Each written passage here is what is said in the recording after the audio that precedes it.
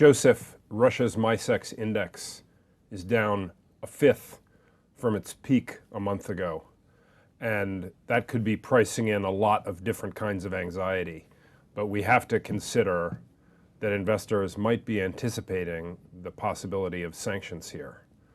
Do you think that's a rational anxiety? Yeah, I do. I mean, we have to bear in mind that it's way above our pay grade to know what is going to happen in Ukraine, because this weekend Crimea holds a vote on whether to go independent. We don't know if that means they'll be annexed by Russia at a later date, or whether Russian troops will move into eastern Ukraine. And investors can't make those sort of judgments either.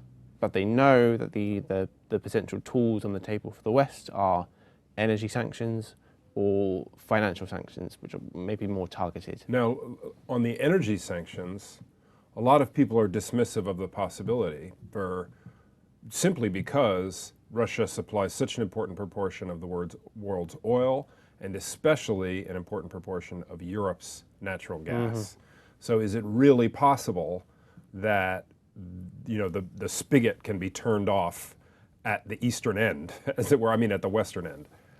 Well, when Russia supplies 12% of the world's oil and sort of a third of European demand, just to put some numbers on those Right. 2 points, yeah, it seems very, very tricky for the West to really come out strongly here. However, there's limited research really on how sanctions are effective, but we know from Iran since 2010 and the sanctions there that oil exporters will really hit much more than banks. So in 2012, Iran's oil exports fell 45%, which is a lot. So it can have an impact. It's not always the case that you can just sell the oil to someone else, and it's a big source of earnings for Russia itself. Right. Now, what about financial sanctions? How would that work?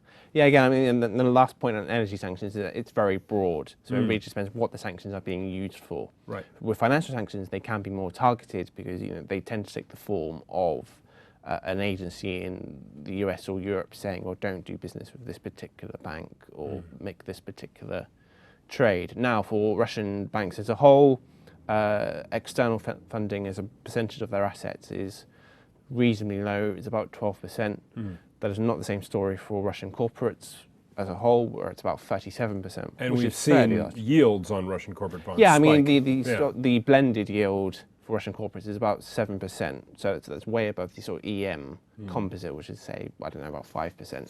So the short answer seems to be that financial sanctions could make it much more expensive for Russian companies to fund themselves in relatively short order.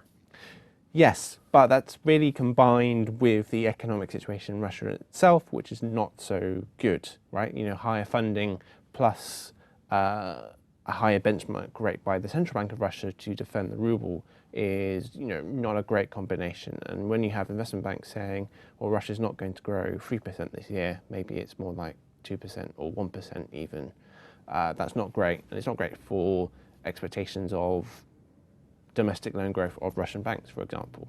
Got it. So we'll hope for the right outcome this weekend and next week. Thanks.